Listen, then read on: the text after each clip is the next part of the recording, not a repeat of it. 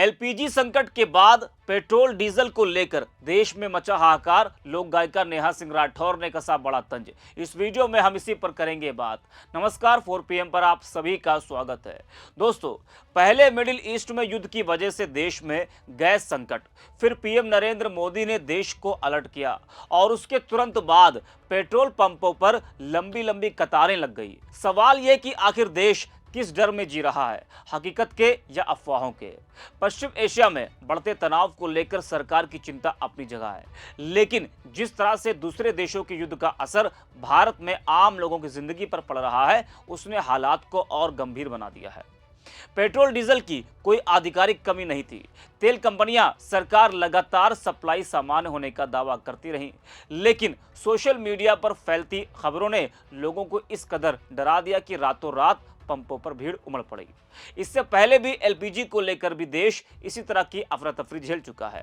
Gas cylinder के लिए लंबी लाइनों ने लोगों के मन में एक डर बैठा दिया है। यही वजह है कि जैसे ही किसी संभावित संकट का संकेत मिलता है, जनता पहले से ही जमा करने की मानसिकता में आ जाती है। जी हाँ, आपको बता दें कि देश के कई राज्यों में पेट्रोल पंपों पर लोगों की भीड़ जमा हो गई।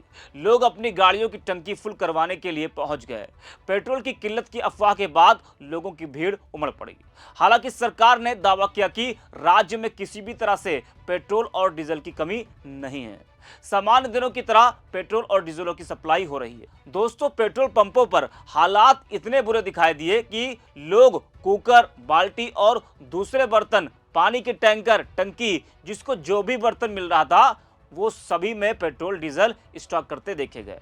डर हो या अफवाह, वजह जो भी हो, लेकिन ऐसी तस्वीरों ने चिंता बढ़ा दी है। इस वीडियो को देखिए। देश गुजरात ने इस वीडियो को शेयर किया है, जिसमें देखा जा रहा है कि लोग कुकर में, बाल्टी में, पानी की टंकी में तेल जमा करवा रहे हैं। हालांकि इस वीडियो की पुष्टि 4 PM नहीं करता है। वहीं पेट्रोल पंप की एक और वीडियो को आप देखिए, जिसमें एक शख्स स्टील की टंकी लेकर पंप पहुंच गया। कंधे पर टंकी है, हाथ में पीपा है, दोनों में उसने तेल जमा करवा लिया। मतलब कुछ भी चल रहा है। वही सिद्धार्थनगर में पेट्रोल पंप पर तेल लेने के लिए लगी लंबी कतार अचानक विवाद में बदल गई। पहले मई को लेकर लोगों के बीच कहासुनी शुरू हो गई, जो देखते देखते मारपीट में तब्दील हो गई। गुस्साए लोगों ने एक दूसरे पर लात घूंसे बरसाए। मौके पर अफरा तफरी मच गई। तो कुछ ऐसे हालात इस वक्त देश के देखे जा रहे हैं। विपक्ष इस मुद्दे पर सरकार को घेरने में लगा है। वहीं लोक गायिका नेहा सिंह राठौर ने भी पेट्रोल पंप पर बढ़ती भीड़ को लेकर तीखे तंज कसे हैं। उन्होंने एक्स पर कई पोस्ट कर हमला बोला है। नेहा ने पेट्रोल पंप पर भीड़ की वीडियो शेयर कर लिखा है कि जब सरकार कह रही है कि गैस और तेल की कोई कमी नहीं है, तो पेट्रोल पंप पर लाइन लगाने क्यों पहुंच गए? देशद्रोहियों की संख्या बढ़ती जा रही है, कुछ कीजिए मोदी जी। वहीं एक और वीडियो को शेयर कर नेहा ने लिखा है कि मुमकिन है। तो यह तंज पीएम मोदी पर माना जा रहा है। जी हाँ, तो पेट्रोल पंप पर बढ़ती भीड़ को लेकर नेहा ने यह बड़ा हमला बोला है। दोस्तों, आज सत्ता की आंखों में आंखें डालकर पत्रकारिता करना मुश्किल हो गया है। हमारे 4 PM नेशनल यूट्यूब और फेसबुक चैनल को, जिसे आपका प्यार और विश्वास हमेशा से मिलता रहा, उसे बंद करके सरकार ने यह साबित कर दिया है कि वो आपके सवालों से कितना डरती है। मुश्किल दौर है, लेकिन हम ना रुके थे और ना ही रुकेंगे। हम सच के लिए हमेशा लड़ते रहेंगे। ऐसे में 4 PM यूपी को आप लोग ज्वाइन करें और निष्पक्ष पत्रकारिता को जिंदा रखने के लिए जितना हो सके उतना हमारा आर्थिक सहयोग भी करें।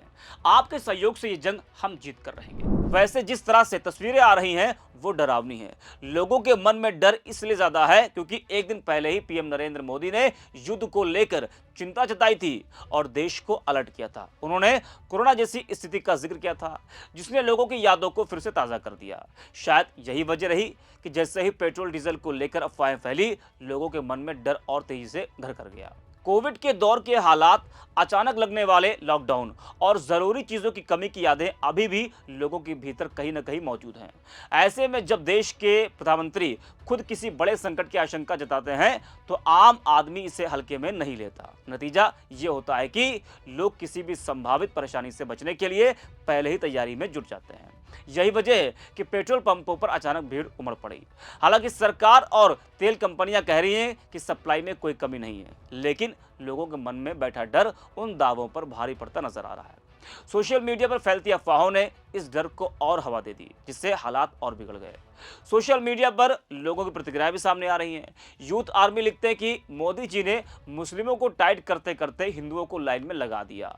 पहला नोटबंदी में लाइन, कोरोना काल में लाइन, ट्रेन के लिए लाइन, राशन के लिए लाइन, गैस सिलेंडर के लिए लाइन और अब पेट्रोल और डीजल के लिए लाइन। यदि पेट्रोल और डीजल की कमी नहीं है तो फिर एचपीसीएल के पेट्रोल पंप पर इतनी लंबी लाइन किस लिए? वही सपा मीडिया सेल ने एक्स पर लिखा है कि कई प्रदेशों से पेट्रोल डीजल की कमी की सूचनाएं हैं। एक तरफ तो ये भाजपा सरकार बांग्लादेश पेट्रोलियम पदार्थों की सप्लाई भेज रही है और इधर अपने देश के अंदर के हालात खराब हैं। आपदा में अवसर वाली भाजपा देश के अंदर हालात खराब करके पड़ोसी देश में सप्लाई देकर पैसा बनाने में लगी है।